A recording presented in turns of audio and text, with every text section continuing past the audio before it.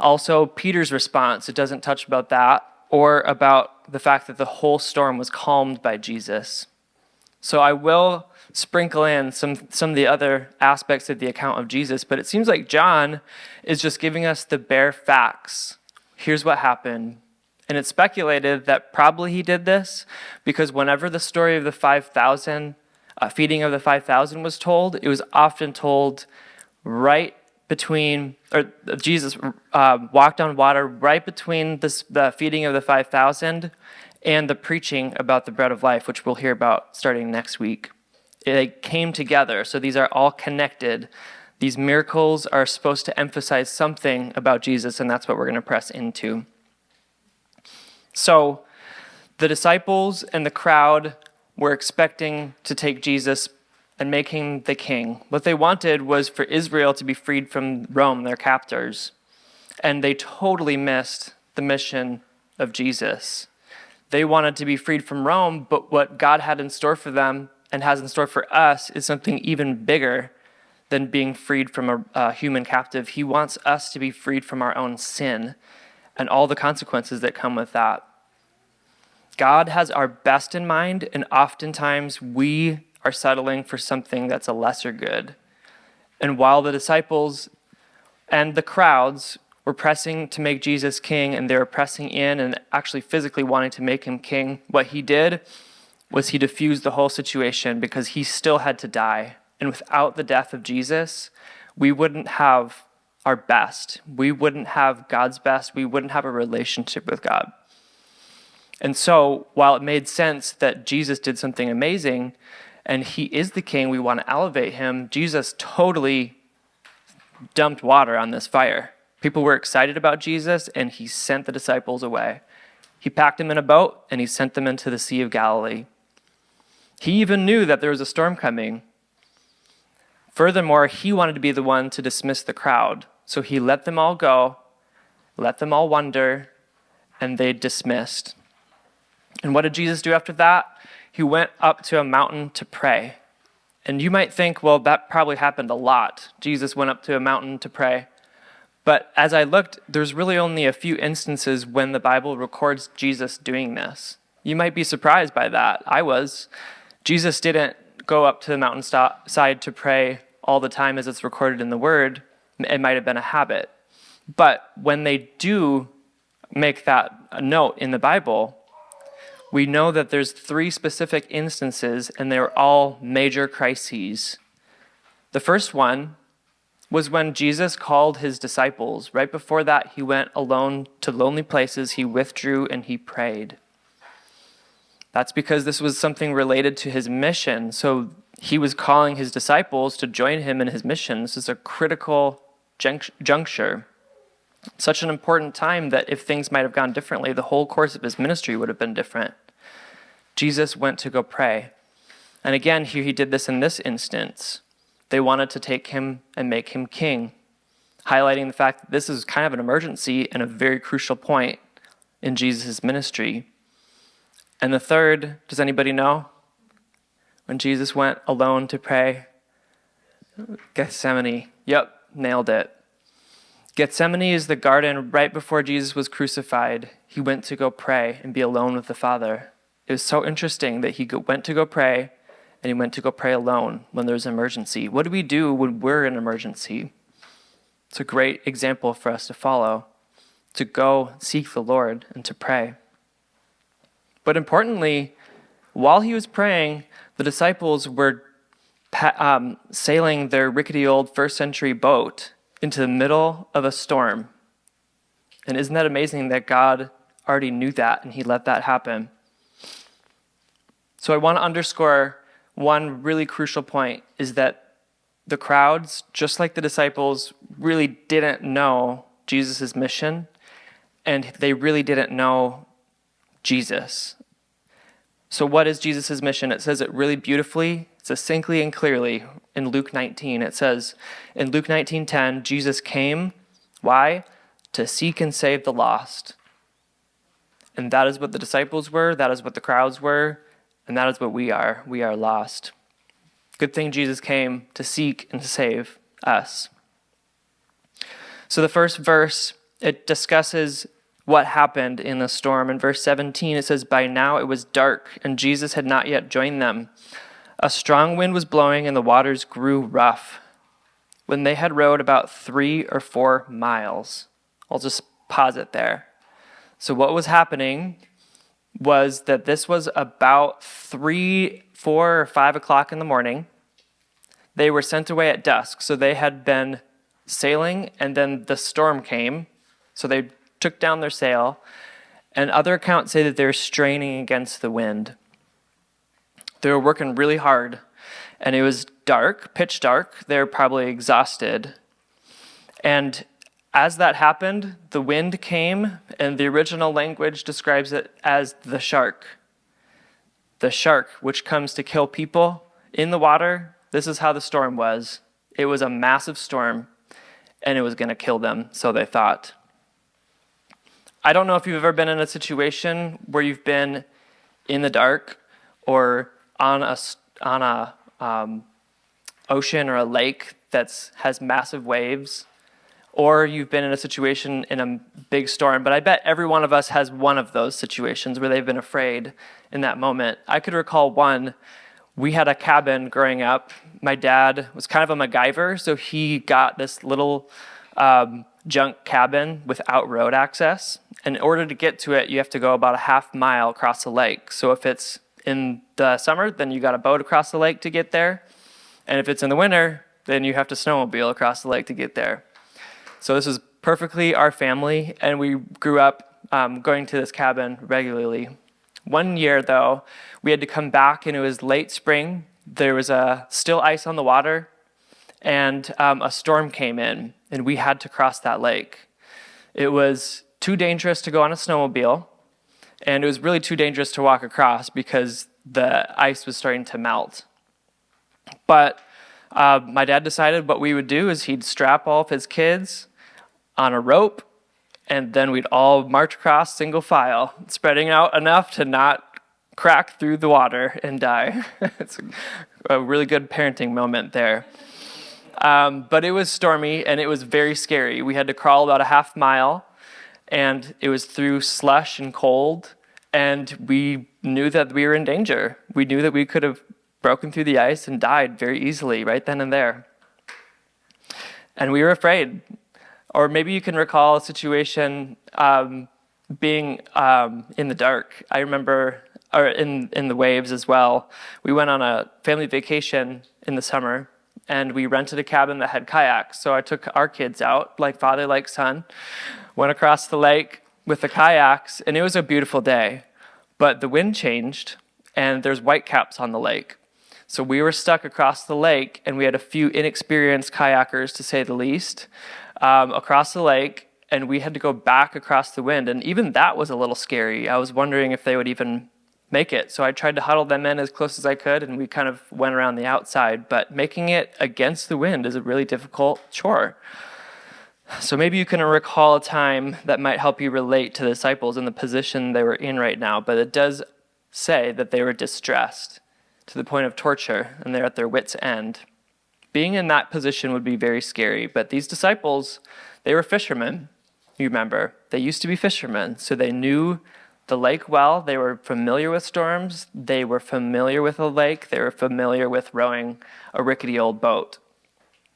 But it seems like they were at their wits' end, and so the storm kept pounding. And what happened next? It says in verse 19, they saw Jesus approaching the boat, walking on the water, and they were frightened. I'm not sure about you, but I think it's really easy today to be skeptical of the walking on the water piece.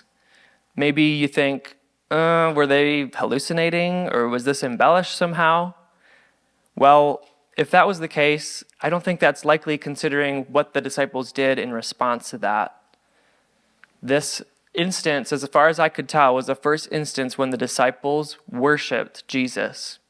And Jesus was really wanting people to worship him in spirit and in truth. So I think if Jesus noticed that they were worshiping for this, and he actually wasn't walking on the water, that would be something he'd be motivated to correct. Furthermore, some people say, well, maybe he was walking on a sandbar, or He was actually walking on land. Well, I think that's also unlikely considering there's not a lot of lakes in the area. The fishermen who were well experienced had to have been on that lake many times. They knew every nook and cranny, they knew every sandbar, and every area of that lake had been fished for years by them and their father and their father's father. They knew that lake, and they knew what they saw. And it was evident that this was a miracle because it was recounted over and over and over that Jesus had walked on water. So we don't know how Jesus walked on water, but it does make the claim that Jesus did walk on water. They were frightened. They were very frightened, and that highlights the main point of the disciples' position and who they were, what they were doing. They were afraid. And I think it's important to take stock of our own fears. I think unless we really are able to identify our behavior as fear motivated and say this is a fear, then I think it could live on. And no matter what, I think it's very easy to live in fear.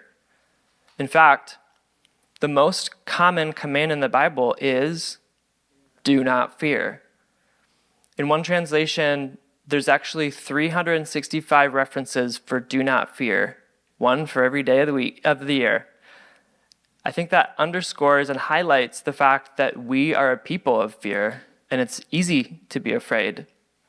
Some people's fears just motivate a lot of decisions and behavior, and those are important to understand.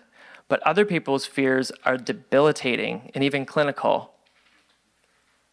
And so we're going to talk about fear a little bit, but I do think it's important to ask ourselves the question, what do I fear? Ask God that. What do you fear? And maybe he'll start to reveal to you different things that you might fear. For example, maybe you fear becoming like your father. If you fear becoming like your father, you might behave in certain ways to do anything to act or look like your father. And maybe God's asking you to do something that your father also does that would prevent you from obeying God in that certain area. Or let's say you fear losing a loved one or a child or anybody that you might love. You might go into panic mode trying to control the situation so that they are as safe as possible. We can be afraid of all sorts of things. We can be afraid to die. We can be afraid of torture or of pain, or we can be afraid to lose a loved one. We can be afraid of silly little things like snakes and sharks. I know that well. Regardless, we're a people who are afraid. And in this passage, it shows us what the antidote is. And this is beautiful. The next verse, verse 20, says, "But he said to them, 'It is I, do not be afraid.'" Again, John really doesn't go into a ton of detail to describe what's happening here. But another account, it does describe that they thought they saw a ghost or a phantom. So they're in the middle of the night. They're at their wits' end. It's a storm. The waves are going way up and way down. And they see someone walking on the water. And Jesus never told them, I'm going to send you out here, then I'm going to go rescue you because I'm going to come walk on the water. They were totally caught off guard. Some people speculate that it might have been folklore, that they were looking at this phantom and this ghost and thinking, maybe the people that died in storms on this lake in the past have come to haunt us and claim our life. That might have been the case. But either way, it was Jesus. And they did not recognize, John did not recognize the fear of the disciples and call it fear, not when they were in the storm, not when they were in the dark, but when they saw this phantom. What they saw was this person walking on the water. And in 3 words, Jesus dispels and dissolves the fear. He says, "It is I. It is I." And sometimes the original language, what it means is just simply, it's me. But we're going to dive in a little bit deeper to that word because it has a lot of theological punch. It is I, and the Greek is ego eimi, if I'm saying that right. Ego means I am, and eimi means I am. So it's like saying twice, I am, I am. And this is a nod to a very important word from the Hebrew in the Old Testament, which is Yahweh, I am. So to understand the importance of what was happening here, we have to know the background of the disciples. They were all Hebrew, and they all had a culture, and in that culture, the psyche included the story of the Exodus as a very important part of their history. And so looking back, we can see in the book of Exodus why we call God Yahweh, or I am, where that came about. Beforehand, the word for God might have been called Elohim, which is just a common word for God, or El Shaddai, which is translated Lord. And so the beginnings of Israel and the fathers like Abraham and Isaac, God promised to them that they'd be a mighty nation.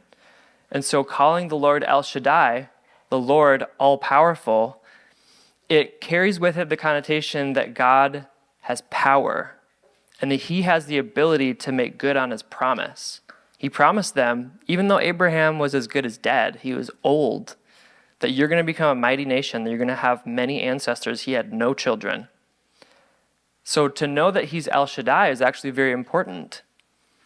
But as you fast forward, Israel is in captivity in Egypt by Pharaoh and all the Egyptians.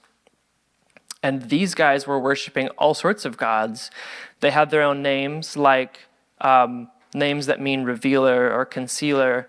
I do know that Ra is one of the Egyptian gods, and that meant the swift.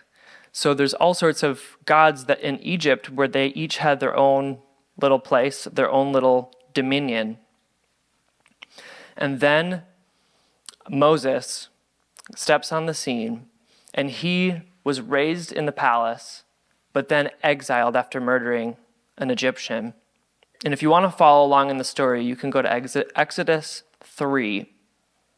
But what happens is Moses is exiled, and while he's exiled, trying to start a new life, he notices in the distance a bush that's on fire, but the fire won't consume the bush. And he looks back and sees it again, and later on he sees it again. And he thought that it's strange, so he went to go investigate. And what happened was that God spoke to Moses through the fire for the first time, and he said, "Don't come any closer. You're standing on holy ground." Moses fell on his face, and he concealed himself.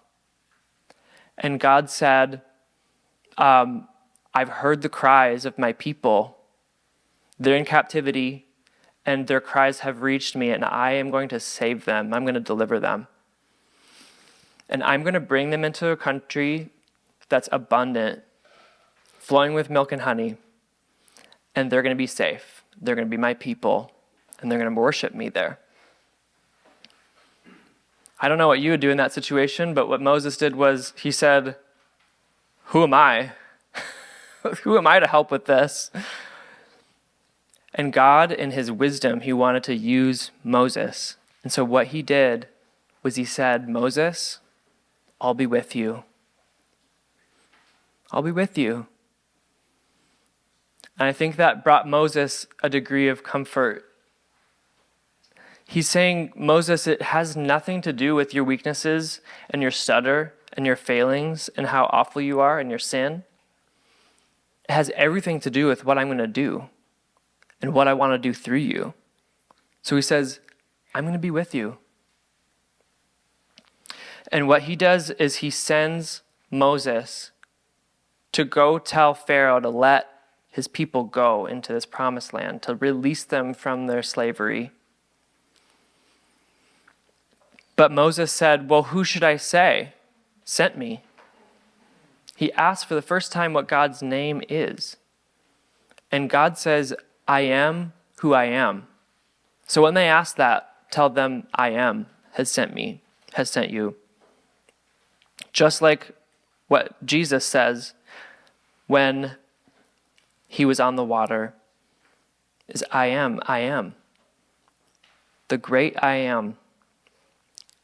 And I am is to be distinguished from just a mere statement of existence, as it has so much more richness to that word.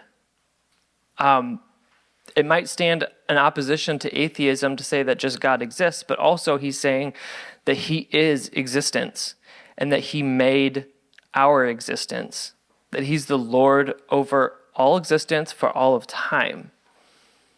So in a context where there's all sorts of little gods that have each their own place, he is making a claim that he is the eternal God over the Egyptians, over the Israelites, over everyone, in the past, in the present, in all the future. He is the God. He is the true God. There's only one true God. I am. So Moses does go to talk to Pharaoh. Pharaoh is stubborn and God unleashes on them the plagues that we know about, the plagues that all relate to the gods of Egypt, shaming them. And Pharaoh ultimately consents, and they get away, and they get right up to the Red Sea, and they see a roadblock. And so now we're in Exodus 14, and if you want to turn there, what happens? I'm bringing this up, and I'm making you turn to the Old Testament, second book of the Bible, because there's some spooky comparisons to what happens on the Sea of Galilee. If you want to turn to Exodus 14.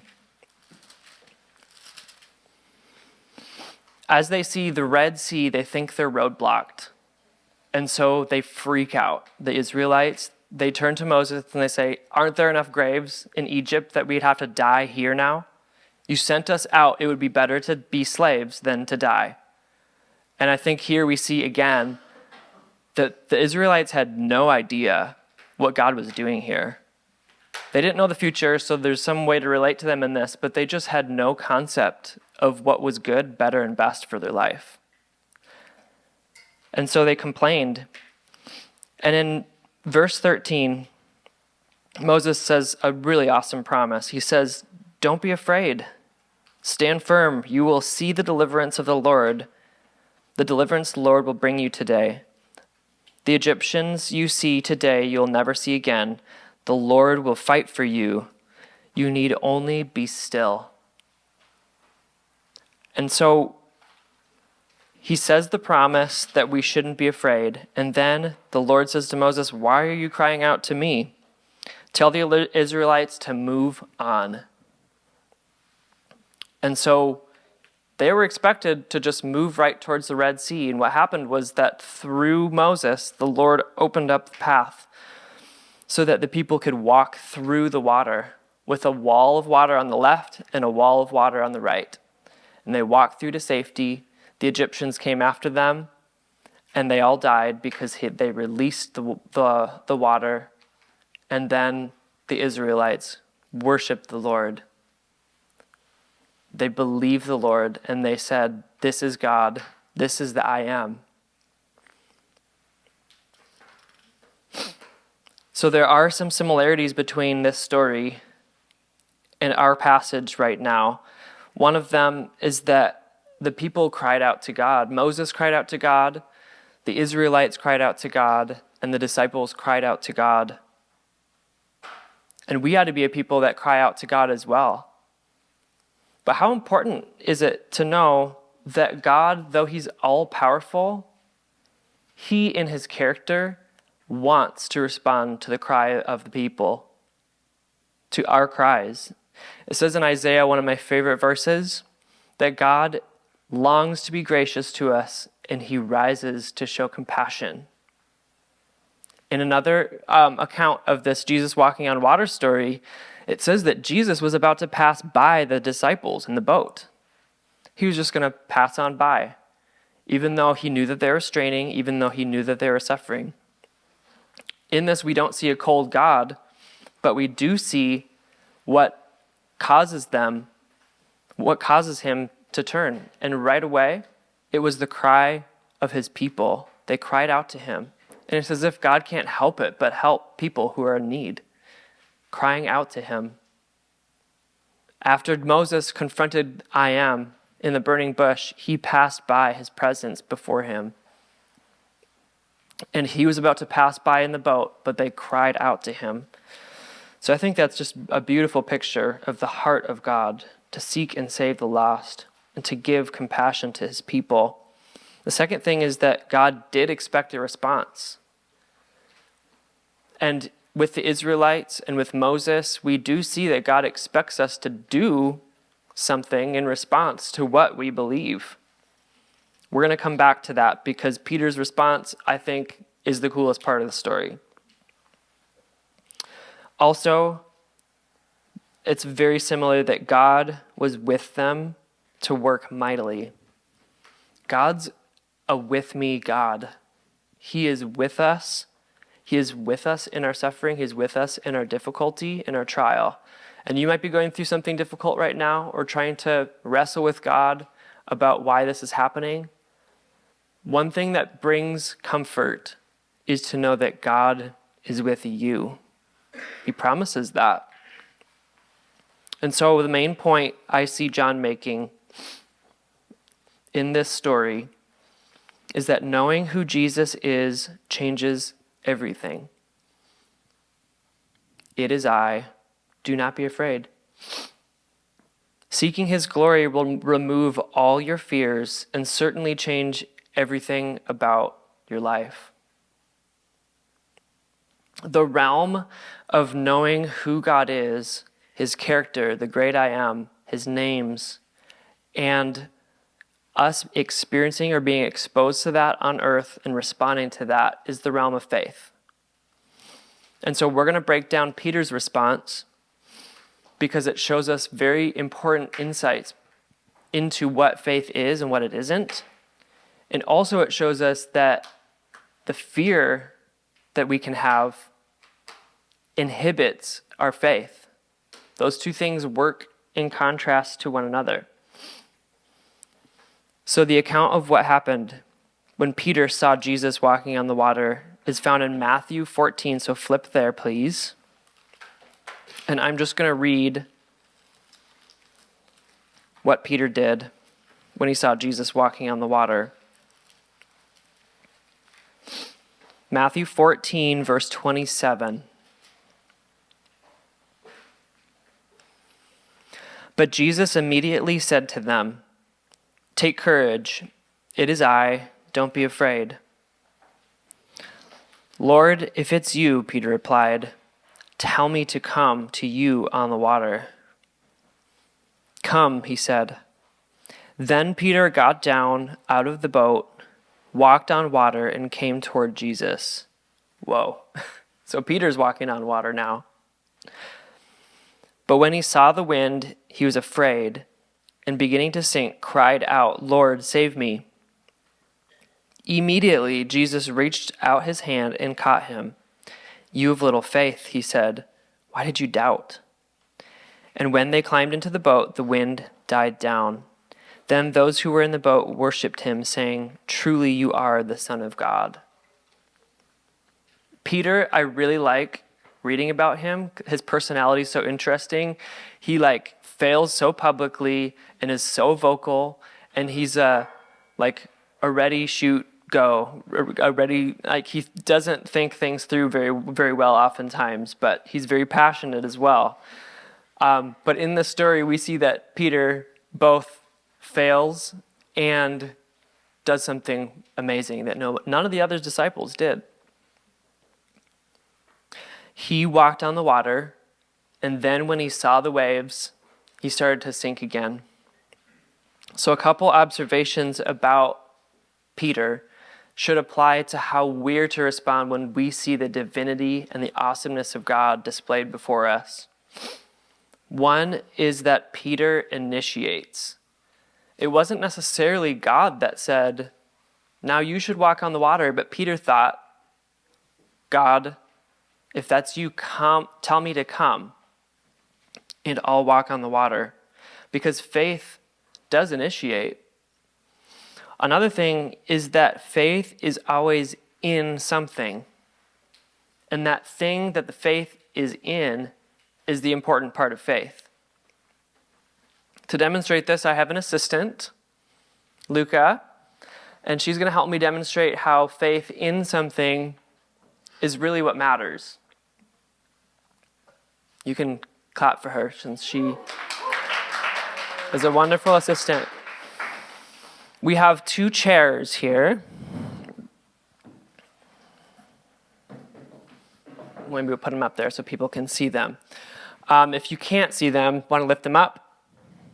We have a chair that you can see is a chair, and it's made out of different materials. One is made out of wood and screws, and the other one looks like it's made by a child, because it was. It is made out of cardboard and glue. See, the thing about faith is it matters what you're looking at. It's not just a blind imaginary thing where you just wish something out of the air and hope it to be. In front of us, we have a couple options here, and we know that they're both chairs, so we know that it's something that you sit in. But how the chair is made is very obvious when you look at it, and it has to do with what it is. The chair to the left, to your right, I should say, is a wooden chair, and it looks quite a bit safer, does it not? So, Luca, will you demonstrate sitting in that chair? This one. See, Luca has great faith. She saw that the chair was going to hold her up, and so what did she do? She did something about it by sitting in it. And look at her, she's sitting in a chair. Let's look at the next one. Should we make her do this? I think we should. It'll be fun. She did volunteer. It falls. Okay, give her a round of applause. You get the idea.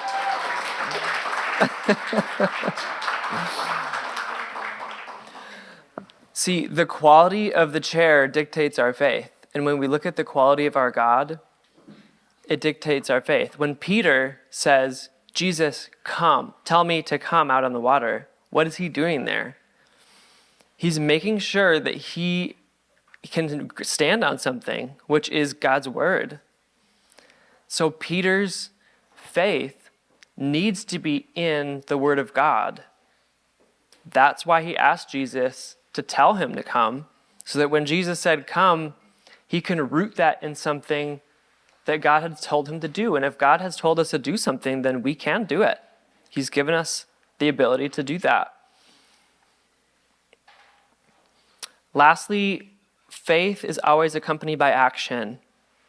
And this has a lot to do with what we talked about before, but the word says that faith without deeds is dead.